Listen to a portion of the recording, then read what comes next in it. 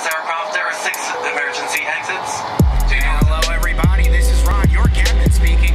We are currently 30,000 feet in the air, and we haven't even left the airport. We just lit the joint. Just kidding, a little pilot humor there. We like to have fun.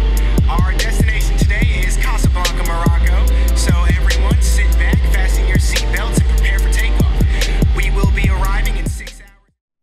7-footers, welcome back to another episode. It's your boy Jarod here. Thank you again, as always, for being supporters of the show. You know where to find us at 7-footers podcast on Twitter, at 7-footers pod on Instagram, at JS Hector, at Jenna Lemoncelli. That's where we are, and we hope you guys and your families are all staying safe and quarantined out there as best as we can as we navigate COVID-19. Very happy today to be joined by Wosny Lambre, aka Big Woz. He's a cultural critic over at The Athletic. You hear him on all the Count the Dings shows. You hear him on Basketball Buzz, on the Daily Ding. You also hear him on Woke Bros, BOMM. He's everywhere. Woz, what's good, man? I'm good, man. I'm chilling, just hanging out. Can't complain. You know, it's super freaking hot out here today, like something like 88 degrees. But aside from that, I can't complain, man. And I'm not even complaining about the 88 degrees. I'm just telling you, it's hot. It's hot. For those of you that know, Woz is a native New Yorker, and he has sir. gone full-on Hollywood on us out Yes, here sir. in the valley, 88 degrees. And you talked to Henry about this on True Hoop recently. You said you'd come back to New York for the right price, but have we lost you to the West Coast for good? Oh man, it's a wrap. It's a wrap, man. Like New York is done. It's over. I'll let the oligarchs keep New York. You know, they're building like cities in the sky and shit on the west side or whatever. Like I'm gonna let them have it. You know what I'm saying? I'm chilling here in this little corner of the valley with, you know, the rest of my older geriatric neighbors, man. I'm chilling. That's good, man. You know, one of the things that is so interesting to me and I want to get into is your rise in this business, because you didn't take a traditional path. I mean, neither did I, but you started sort of being in like online forums, group chats, the Basketball True Hoop Network on ESPN, and it kind of grew from there. So walk our audience through, man, how you became or how you got to where you are right now. So before I ever started in any of this stuff, right, like I used to have a proper desk job at a bank, right? And to pass the time in between, you know, your little tasks that you have to do, I was all over NBA blogs, all over True Hoop, honestly, was my shit. Where Henry was so good at aggregating all of the young basketball internet talent in one place and dispersing it. So you go to True Hoop and, you know, he posts something like Hoop Speak Live, which is a show, a live YouTube show, which in the day was kind of revolutionary, man. Like it was a live YouTube show of guys that everybody knows now: Beckley Mason, Ethan Strauss, Tom Haberstroh, and Zach Harper. That's one of the things that I was constantly consuming. This is around like 2012. Fast forward to around the beginning of 2013, I got laid off from my job, and the person that I was dating at the time, and I always tell the story, it's important that people know that it was a white woman, because and here's why I'm going to tell you this, Jarod, why it's important, because she asked me, she said, well, if you could do anything, what would you be doing, right? Like I did it like, essentially you can do whatever you want to do. You know what I'm saying? And the way we're laughing, I remember in the time her saying this, and I'm just like, what a stupid thing to say. Like, you know, like, and shame on me for that. But like at the time, I'm like, I mean, if I could do if you could do anything, what would it be? I'm like, man, I'd probably want to write. I'd probably want to work in sports media. That's what I said. And she was like, well, do you know anybody? Do you have any connections in sports media? And I was like, no, like, I don't think so. And then I was like, well, actually, no, that's a lie. I know, because this is actually around the same time when Amin got let go from the Suns and started doing freelance for ESPN. Yep.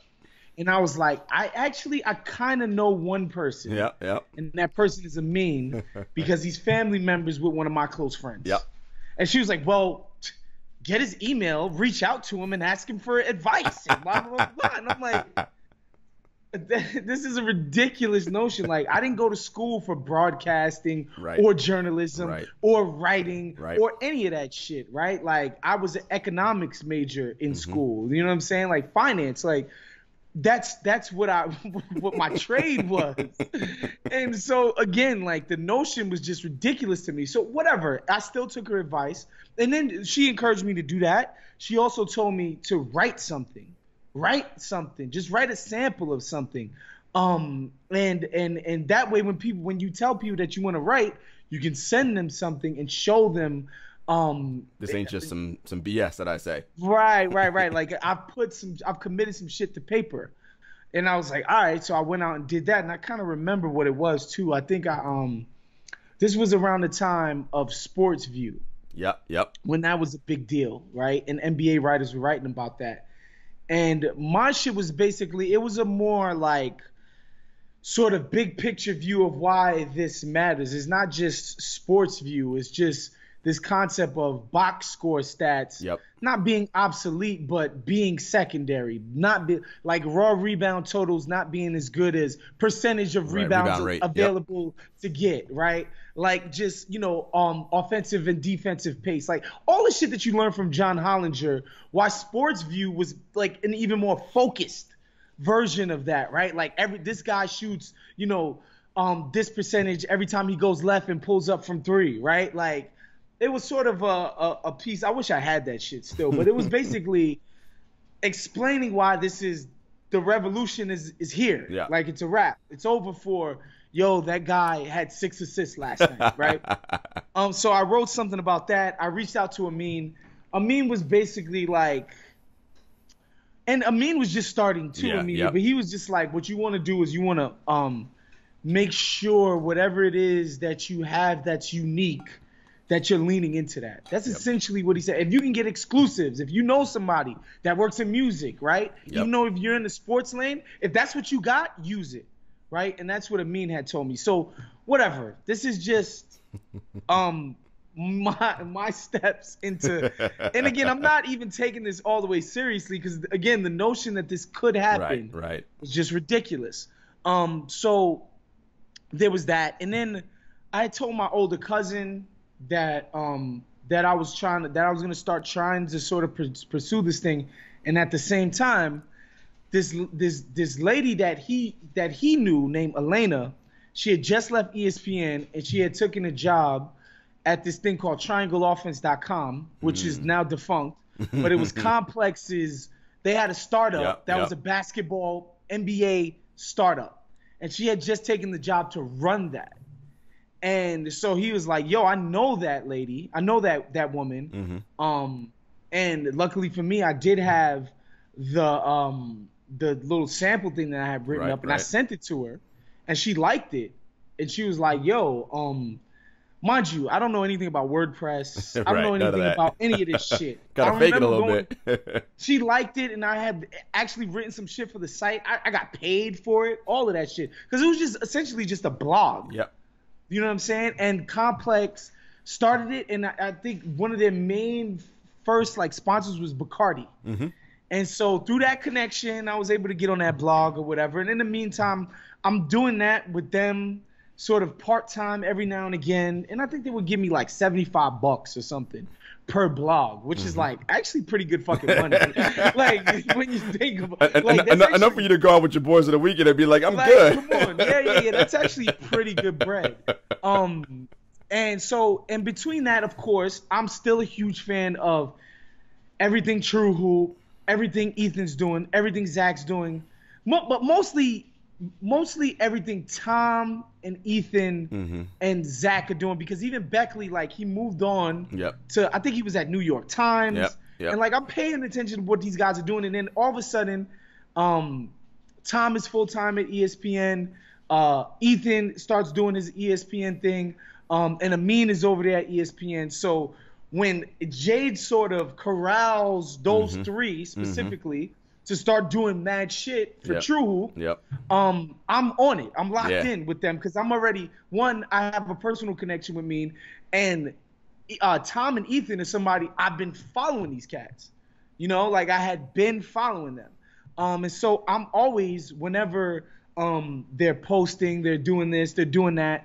Whenever Jade is putting together the the True Hoop Live or all of that stuff, I'm in there. You're on there. I'm in the comment sections. Me and guys like Dirk Diggler and Sam Spendiari and all of these people. Like it was literally a whole community of us in there that would tune in every Friday at noon and start messing with these guys. And I remember the first time, and you know, if you know anything about Jade, like he's really experimental. He's really like a just out there guy.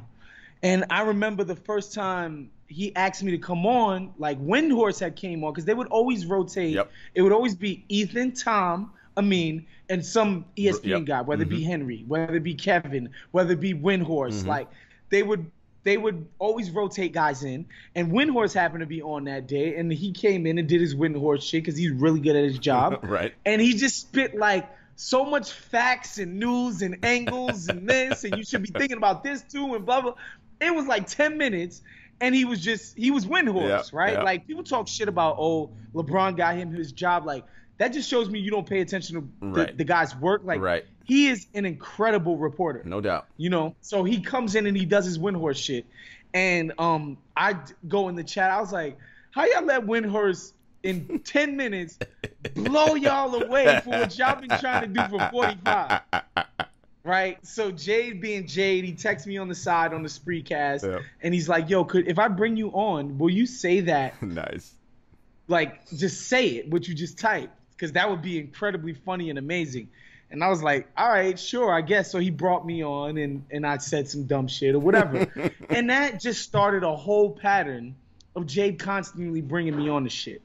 And it went from the Spreecast to him sneaking me on to ESPN's podcast, which is like that's huge. And you know, this is 2000 around like 14, I want to say, and this is before anybody was really taking podcast serious. Who wasn't like the Gimlet guys? Who wasn't Bill Simmons? Who wasn't Corolla? Nobody gave a fuck about podcasts, including ESPN.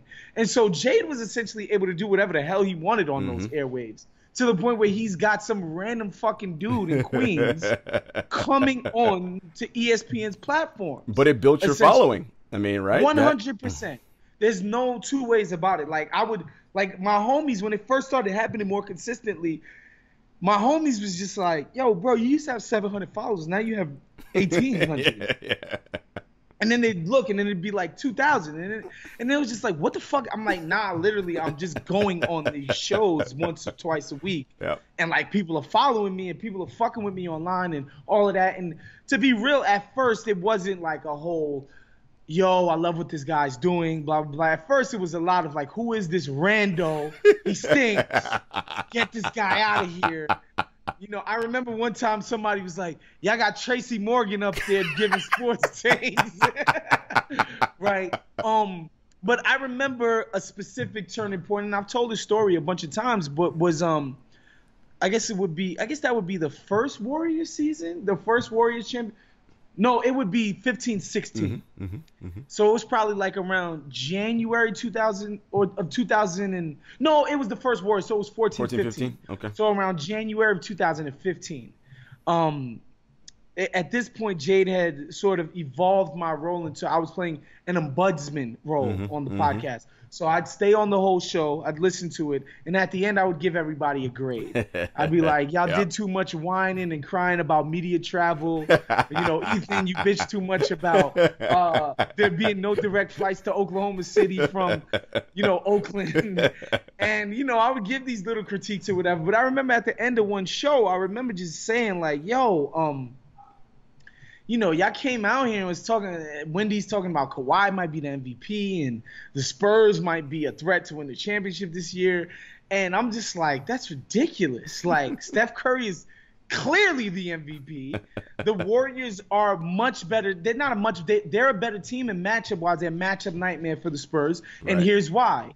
Right, and I just, you know, but then I did the embellishments. I called Tim Duncan a statue. I said I'd like to see Harrison Barnes guard him in the post in a small ball lineup, and I did the, you know, I added some flourishes to it.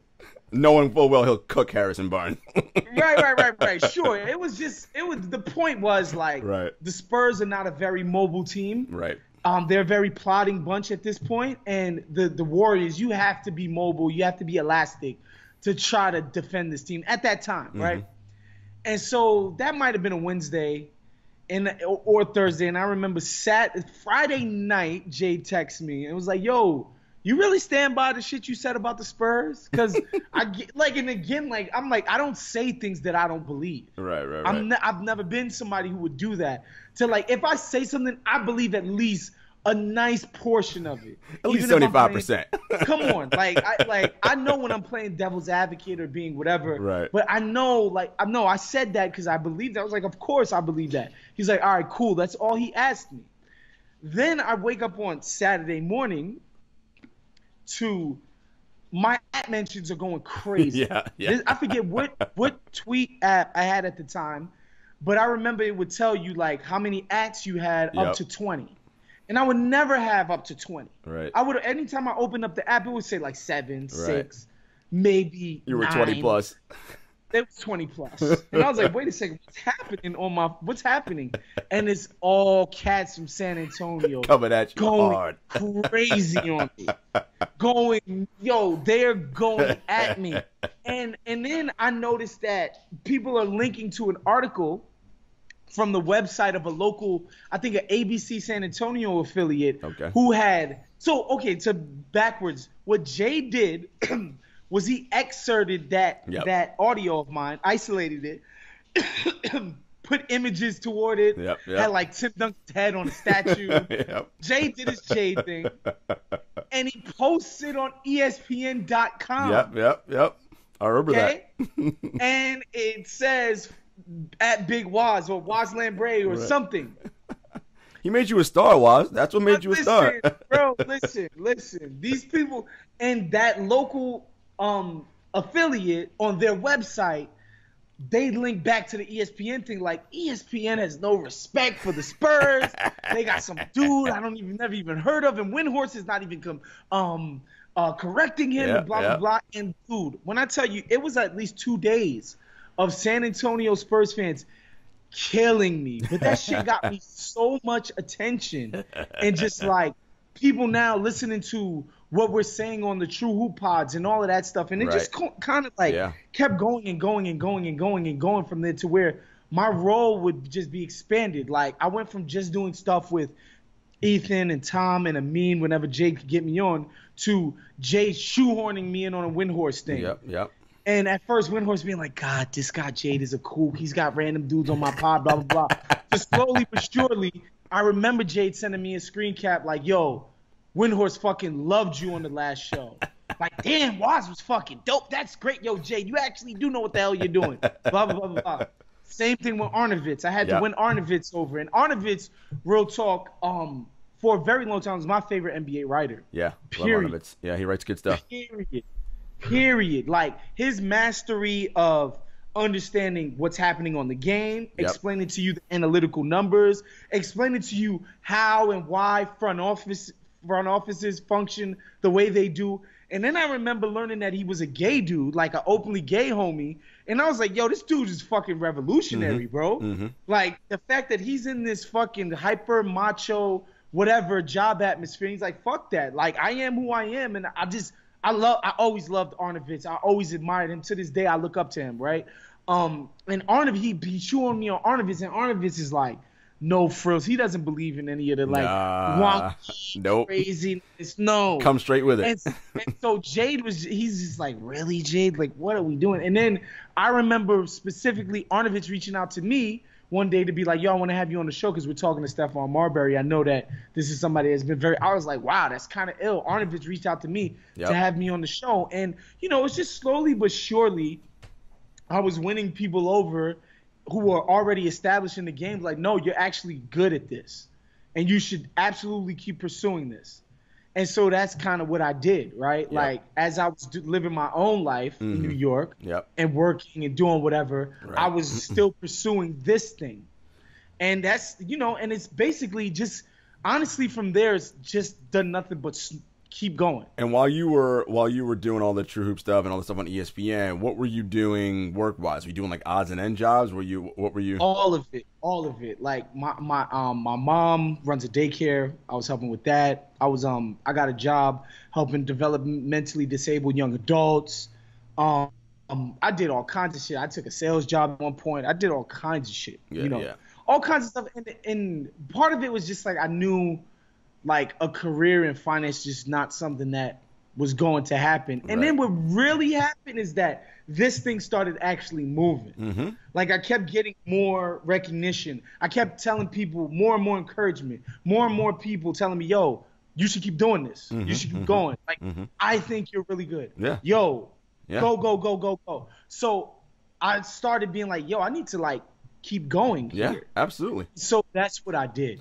And it's interesting because, you guys are people who know ESPN, of course, let Jade go and the whole True Hoop thing got disbanded and all of that. You guys start count the dings, right? You're still continuing creating content. But then The Athletic sees you guys and are like, yo, this is a property that we need to have under our umbrella.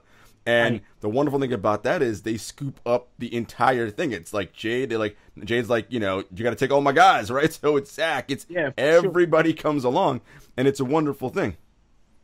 Yeah, the Athletic thing is ill because the thing happens with ESPN where Jade gets let go, the whole atrocity with Henry happens, Ethan, like Steiny Mo, bunch of our guys, so many of our guys get let go in the bloodbath, right? And then, so Jade's having whatever, and then we get approached by this group that wants to do something with us independently. That's when we did Leverage the Chat, which is before Count the Dings. Yep, remember that. That group in their company went bottoms up. That's what I moved to LA for, honestly. Yeah, okay. To pursue Leverage the Chat full time. That group goes bottoms up within 4 months. Oof. 4 months, right? Within 4 months, which is just a nightmare, a disaster. Just moving out there, you're like, what the hell? Yeah. Jade, freaking, like as he famously likes to say, I turned down LeBron. Like all of these things happen, like to all of us, and it's like, all right, cool, we have to figure something out. And Ben, who's still part of what we do, he was like, all right, we're just gonna start this thing from scratch. We're going to do this. We're going to do X, Y, Z. All right, cool. But we're not going to be able to pay ourselves for a while. And then what ends up happening for me is, again, all of these things are working in concert with one another. As Leverage the Chat is basically going up in flames, somebody who I know personally from New York, who had moved to LA maybe a year before I did, has a job at Uninterrupted, and they're starting this new vehicle in partnership with Spotify. Yep. And she reaches out to me and is like, yo, you should audition for this thing that we're doing. And I was like, of course. Yeah. This is literally in the midst of all of that happening, right?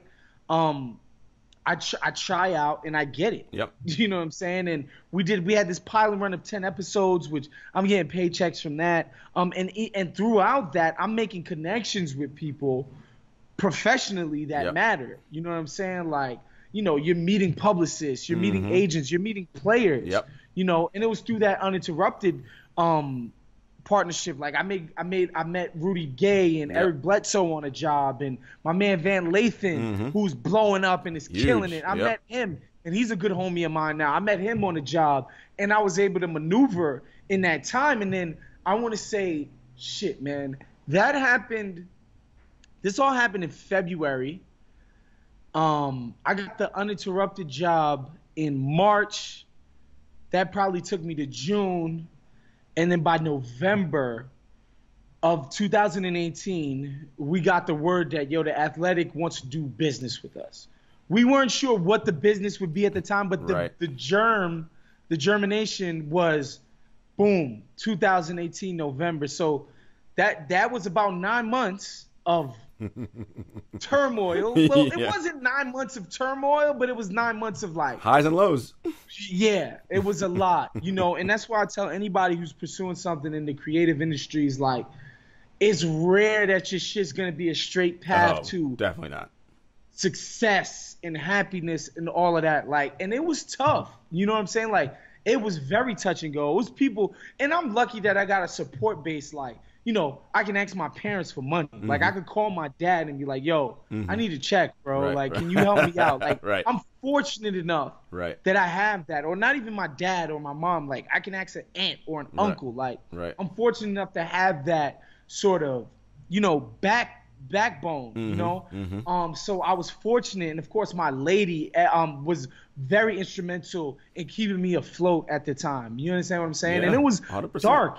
You know, because part of it is like, yo, I just threw a going away party in New York in September. Yeah. Like, literally, all of my closest friends and family. Like, I'm talking about, like, because I don't have, like, flimsy for, like, these are Right. people that I know my whole life. Right. I'm like, all right, I'm out. I'm going to LA, and I'm supposed to move back to New York Yeah. in 4 months. Nah, it's not a good look. Like, hey, guys, I'm back. I remember the day that I was like, you know what? I'm going to just fucking make it happen in LA. Got you. Because there was like a 3 or 4 day, maybe a week period where I was like, yo, I'm gonna have to pack my shit and literally go back. Of course. You understand? That's the Hat in reality. hand, looking like a clown, all of Listen, that. is what it And is. it happens. Of It course. happens to so many people. You go through these ups and downs, and then I was like, yo, I'm gonna make this shit work. I'm gonna figure out a way, I still, in those little bit of months, luckily I got very lucky in the sense that I had my older cousin already living here because he had took a job in LA in March of 2017. I moved in September. Mm-hmm. So I had him. I had my buddy Boss, who's an artist, a Yep, working musician, of course. and he had been in LA for 3-4 years already. I had some people here. I had some like roots here Yep. and they were introducing me to people and helping me and teaching me and doing all of these Right. things. So I wasn't completely naked. And of course I still had the support of my people at home. And, you know, and we made it through, you know what I'm saying? Just through sheer will and perseverance and just some dumb luck. Yeah. You know, we got introduced to the Athletic Cats, and they had an appreciation for what we were going to bring to the table. And honestly, Jarod, like when they brought me in, it was just to do podcasts. And Now look at you, cultural anthropologist, baby. Listen, hold on. So they was like, all right, we want to get you. They was like, we want to get you to do the podcast. This is what we're offering. Blah blah blah. I was like, cool. And then I was like, yo, I want to have the opportunity to write too.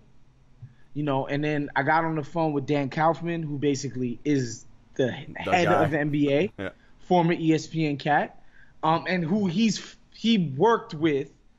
You know, he was the boss of Amin and Tom and Ethan and all of these talented people at ESPN who vouched for me and what I bring to the table. And I had a conversation with him about what I thought I could bring to the table on the written side and this, that. And he was like, let's do it. Nice. You know, and the dope thing about The Athletic is that they indulge every single creative whim. Like, you know, like if you have a funky idea and you can sell it, they're going to indulge you. You know what I'm saying? And it's been a dope marriage of that. And I've never had a writing job, bro. Right. Like this is my first writing job. You know, a lot of this shit I'm learning on the fly. And shout out to my editor, Khalid. He is just an incredible editor. And he's always pushing me to do this. Nah, you can develop that idea more. Nah, you can go further with that. Yep. Actually, that's fat. We don't need that. Like, Yep. he has been so instrumental in helping me find my voice as a writer, which obviously I'm not there yet. Right. But like he's helping me find my voice and like, you know, become the writer that I think that I can be. And and he's encouraged me and all of that shit. And like, honestly, we got lucky to find a home like The Athletic, to be real. Yeah, I mean, The Athletic's a great place. It's letting you guys be extra creative with everything, and the stuff that you do with Zach, obviously the cultural anthropologist, like that whole bit, talking about the sneakers and the fashion. I mean, there's an appetite for it, right? And I think the interesting thing that you said in your journey, and it's something that we all know as black people, like, look, in order for you to get somewhere, you're going to need some white person to be like, all right, like, My God, that goes with like the idea that it would be anything else is Right. naive and right. crazy, Right. quite frankly. Like the idea that, you know, and again, oftentimes it has to be a crazy white person. right. It has to be a Jade Yeah. who is willing to stand up to his bosses, who's willing to, Yeah. you know, not ask for permission, but ask for forgiveness. Exactly. It has to be a Jade Yeah. to walk me into, that ESPN platform. Right. An experimental cat who's not scared of his job, Right. who's not scared of his higher ups, who's willing to take a chance. Like, it has to be. Yeah. Because quite frankly, it's like, who are you? You understand what I'm saying? Right. Like, Right. at least for Ethan and Tom, they did put in some pain and some Exactly. hours in the blogging circuit. Yep. 100%. And they got in at a time where blogging was, Yep. Starting to take off. was Yep. ascending. And somebody like Ethan and Tom too, like, these cats are crazy talented. Oh yeah. You know what I'm saying? Like, they yeah. were bloggers, but like, the cream rises to the top. 100%. It always does. These cats were so freaking talented. Like, anybody who read Ethan's prose, like, this motherfucker is ridiculous. You know what I mean? He's hilarious. And but at the same time, as ridiculously great as he is, he did have the opportunity to make his bones and cut his teeth in the blog phase. And then Henry said, "Guess what? I'm going to throw you on the beat, bro. Yeah, exactly. I'm going to throw your ass in the fire." Exactly. But that's how you learn. The fire is how you learn. That is how you learn. That's how you learn, brother. And you have to give a shout out to that ex-girl of yours, because her 100%. Her I don't even want to say naivete, but her understanding of her privilege is what helped you, right? It's like, because in her mind, how could you think of anything else? What do you want to be? Just go do that. Right? Just go do it. But you needed that, though. You needed that. There's no way I would have pursued it on my own.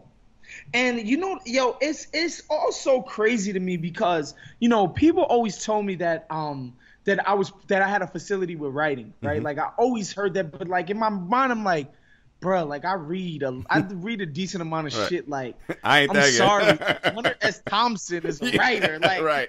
I'm a nigga who jots notes. Like, you know what I'm saying? Like, and that's part of the self-doubt that every creative sort of deals with, right? Like, if something is coming from your mind out into the world, there's always this doubt about 100%. Your ability to do it. You understand what I'm saying? It's not the same as figuring out a tax code or, understanding some law or whatever, which even those things can be creative too. But there's always this sort of doubt about that. And my girlfriend at the time, she was just like, "Yo, just try it." Yeah. Like, if it's something that you really want to do, if it's something that you think is a passion of yours, like, you're going to put in a lot of yourself into it. And so you should be trying it. Like, straight up and down. And actually, before I moved to LA, I actually sent it because we broke up around the same time that I lost my job. And, for obvious reasons. Right. And so that was 2013. And before I moved to LA, that was 2017. This 4 years had passed.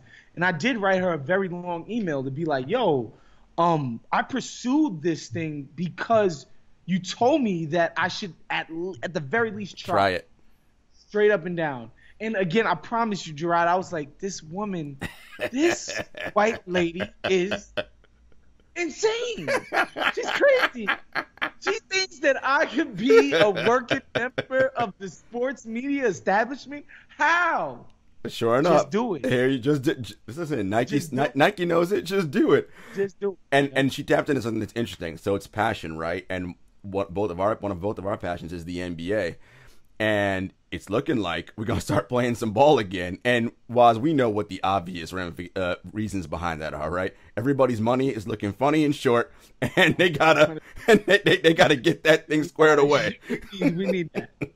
Like, at the end of the day, people need money. Like, this is not even like, and Jarod, you follow enough of the shit that I've done in the past to know my own political sort of leanings. Sure right? enough. Like, I am a very socialist-minded person. You're not a fan of Tillman Fertitta at all. No, not a fan of that, homie. Right? But even somebody like me who wants to be an idealist socialist is like, this is how the game functions. Yes. Like, this is the game. This is the path we chose. And by we, I mean the powers that be and the players. Like, this is the life they chose.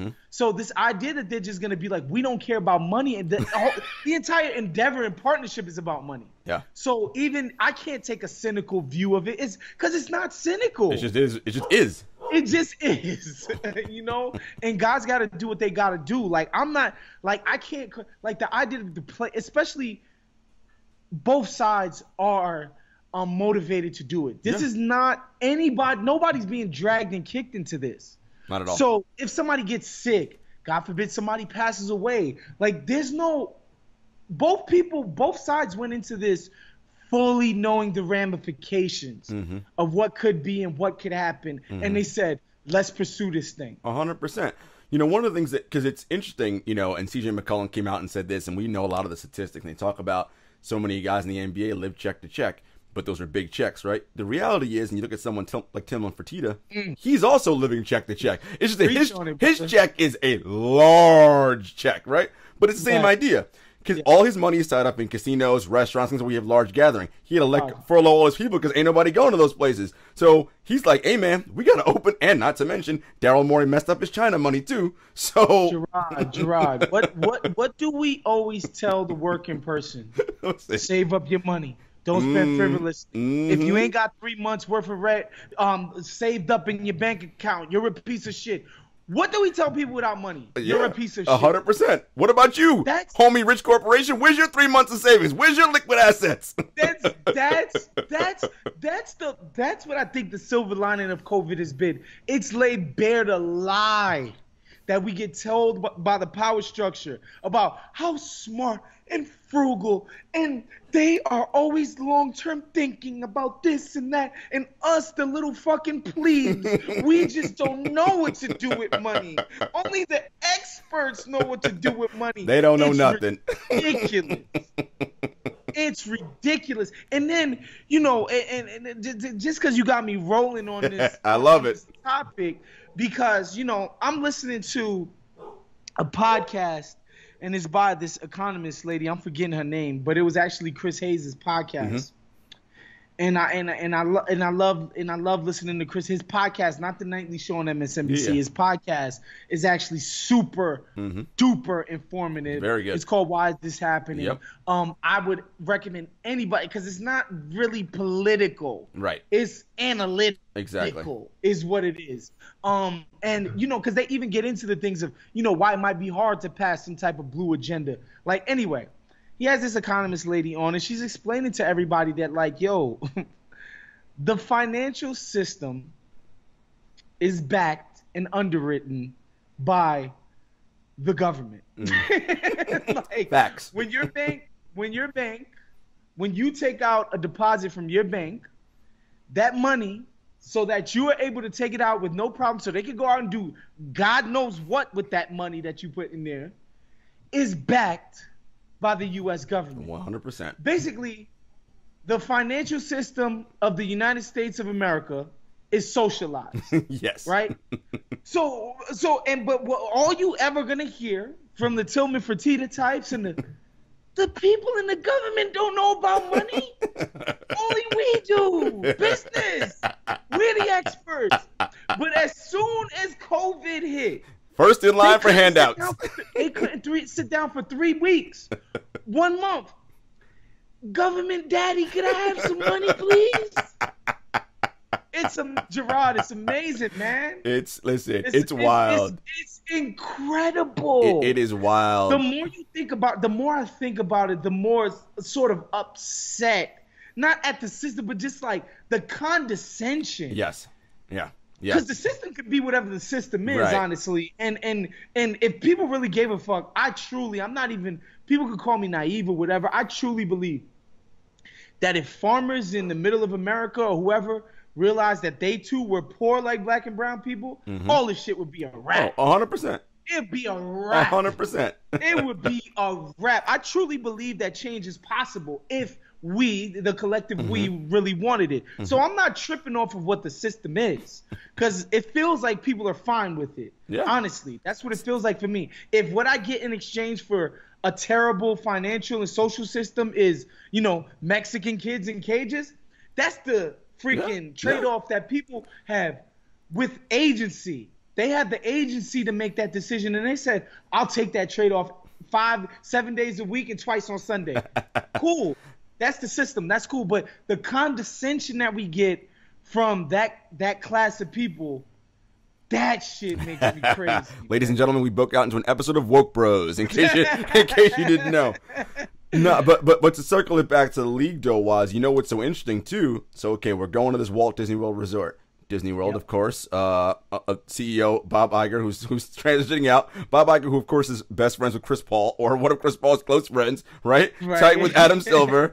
ESPN, as everyone knows, or Disney owns ESPN, ABC. I mean, it's so coincidental that, we happen to have this 280-acre property. Why don't you guys come all down here? Because there's incentive for them to, we got to get these games in so we can get that money, right? I mean, and the Disney Corporation, this is people. It's not a conflict of interest. It's their interest. Right, it is their interest. This is my interest. And imagine the view for Disney when they go in and out of these playoff games, right?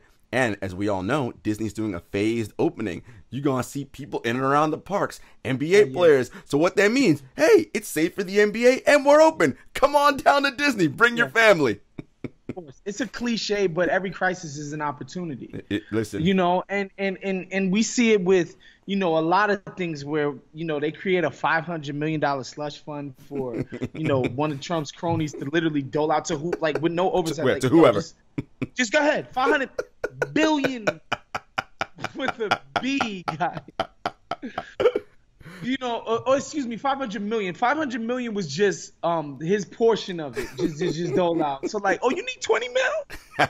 I got you. But yeah, it's an opportunity, and the Disney Corporation is like, look, man, this is one of our biggest properties, ESPN. This is one of the breadwinners. Mm-hmm. The ads we sell against NBA playoff games huge is a breadwinner. We can't jeopardize that. And again, like, even me with my own political and sort of, my own dispositions toward this kind of stuff, I can't poo-poo that. Like, the guys need to get paid. But yeah, I actually haven't done the 360 view. I'm just kind of laughing about ESPN reporting on itself.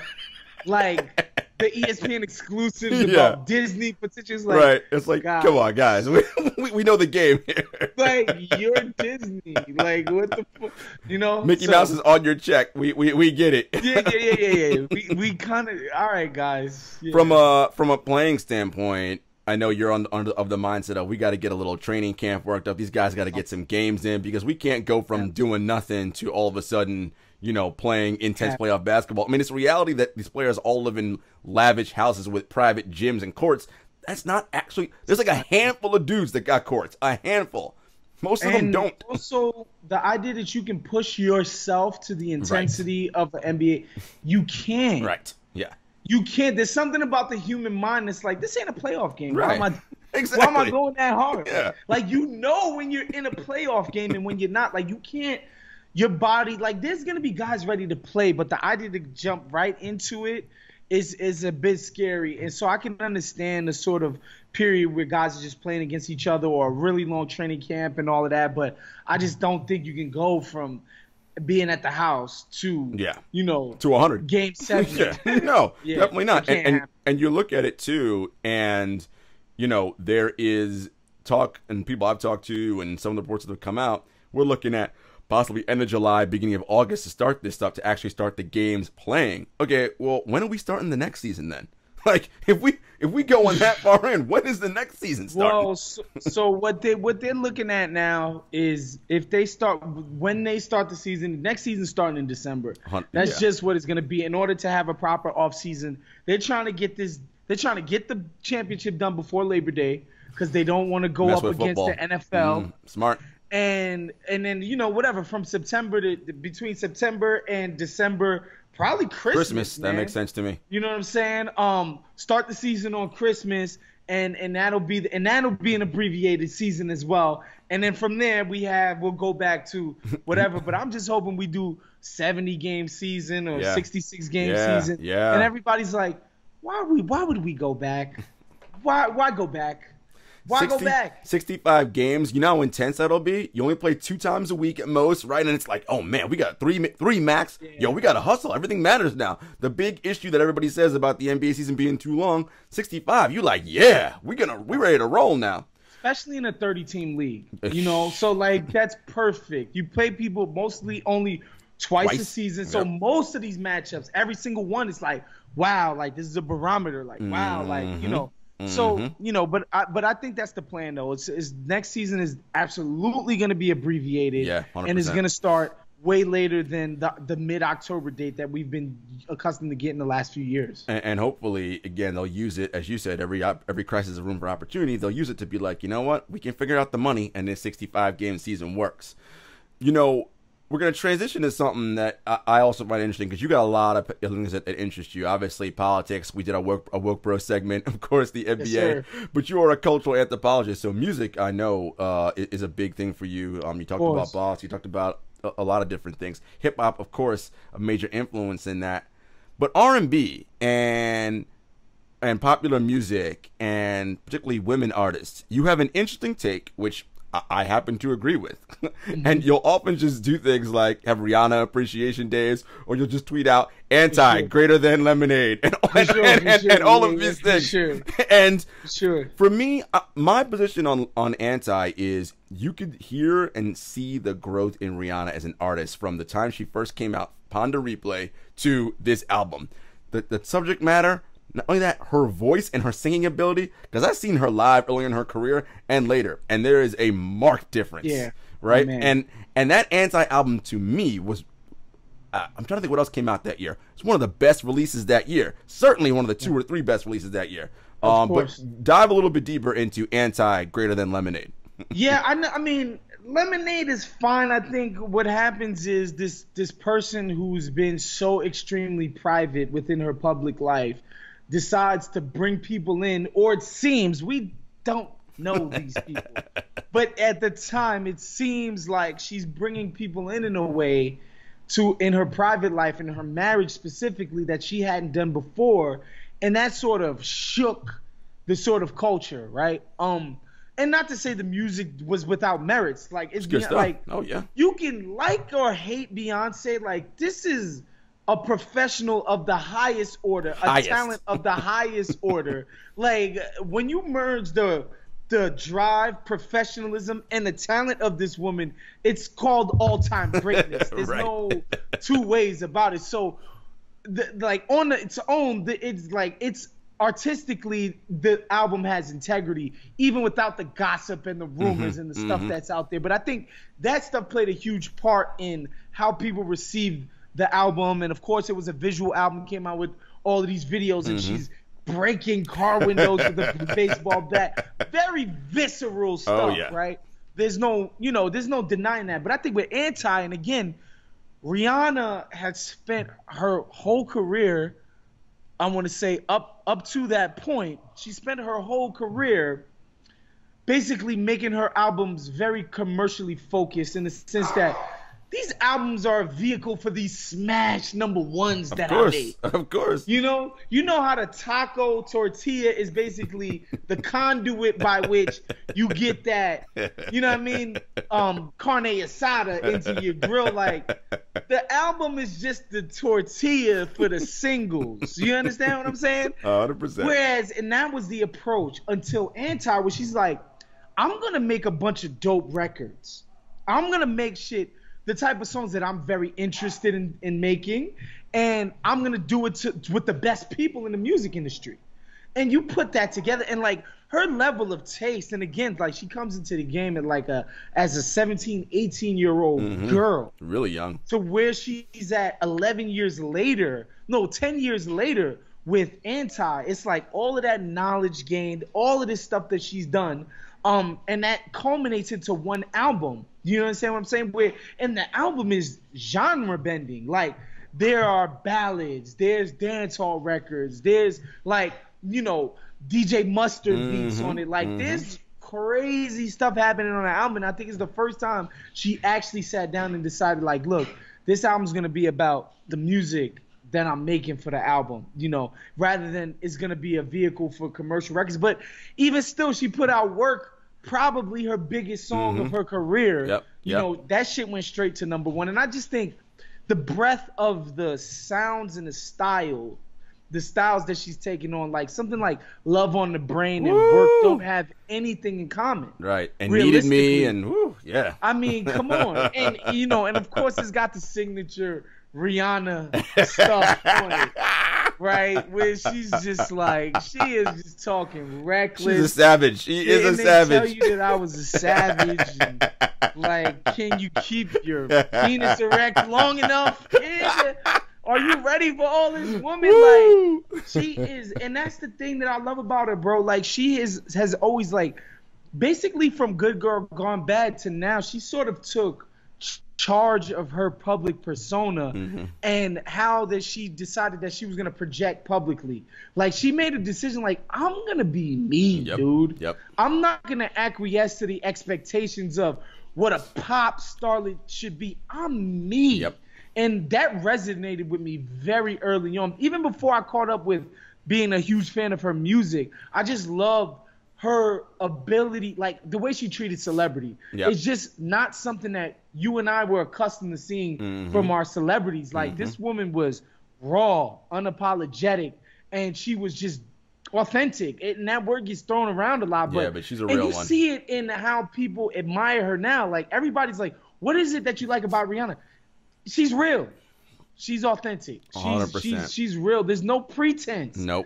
There's no like she's not doing something for the look. It's like, no, I know this looks good, but I really fuck with it. You know what I'm saying? 100%. Like, it's just something different about that. And I think that album it screamed all of that. Man. Oh yeah, and I still bump that album like heavy to this day. Always, you got and the great thing about her too is she's not letting, again, she said she's taking ownership of everything. People keep asking her you see it on social media, Ree, when's your next album coming out? And she'll troll and be like, listen, man, it'll come out when it comes out, right? I'm not just putting stuff out just to put stuff out. Like, when I'm ready, you'll see it. And of course, Woz, we really know the heart and the secret why she's so good. She Bajan. Yeah. She's the West Indian woman, and that, of course, that plays a huge role in my own fandom. Of course, mine as too. Somebody who grew up in East Flatbush and in Queens, around literally nothing but West Indian people. You know what I'm saying? Like, a black American was a rarity where I lived. And then they got called all kinds of Yankee skunt. You know what I'm saying? Like, they got called all kinds of whatever. But that's, you grew up with people from Guyana, people from Barbados, people from Trinidad. Obviously, I'm Haitian, Jamaican. Right. That's what we came up around. And so that's another thing. Like, Rihanna felt like somebody who could be my cousin, somebody who could be my neighbor, somebody. I felt like I knew her, and to this day it carries on. She's become a mogul. Like what she's done with the makeup the clothing and it's just crazy. She just I'm sorry, like, and I remember one time I tweeted, I was like, yo, I really admire and look up to Rihanna straight up and down. And my homie was like, you're trolling. I'm like, no, I'm like, not trolling. You think just because she's a woman, like, no, like, I really look up to this woman. Like, the way that she's been able to conquer this, fame be fucking people up. 100%. It's not built for everybody. It really is not. And we've seen it over and over. We've seen litany it play of examples. out over and over. God bless the dead, Whitney Houston. Like, just look at what fame and all of that did to her in her life. How many people, Michael Jackson. It goes on and on and on and on. And the way she's responded to her fame is nothing short of admirable, man. 100%. Ladies and gentlemen, that is Big Woz, Wosny Lambre of The Athletic. Woz, tell people where they can find you, man. Hey, man, just BIGWOS on every single social media platform. Big Woz. Just find me on Twitter, Instagram, whatever. I'm there. Get at me if you want to start an argument, start a discussion. I'm somebody who engages people who engage me on the internet. Like, I'm a child of the internet. I'm not one of these cats that's gonna let some slick shit. I'm gonna be like, nah, we're having fun. Like, obviously, it's all in the name of good fun, but I love corresponding with people on the internet. It's one of the dopest things that still remains, even on Twitter, is this idea of the exchange of ideas. 100%. And it actually, as much as there's a lot of bullshit on Twitter, there's still that keeps it, a worthwhile endeavor, the exchange of ideas, man, the meeting of the mind, so to speak. Listen, folks out there, this is what you want to do. When you tweet at Big Woz, ask him about Salt of the Earth people and the Rust Belt. He will have lots of conversations for you about that. But once again, thanks for tuning in to 7 Footers Podcast. You know where to find us: Apple, Spotify, YouTube, at 7 Footers Pod, at 7 Footers Podcast. We'll see you guys next time. Take it easy.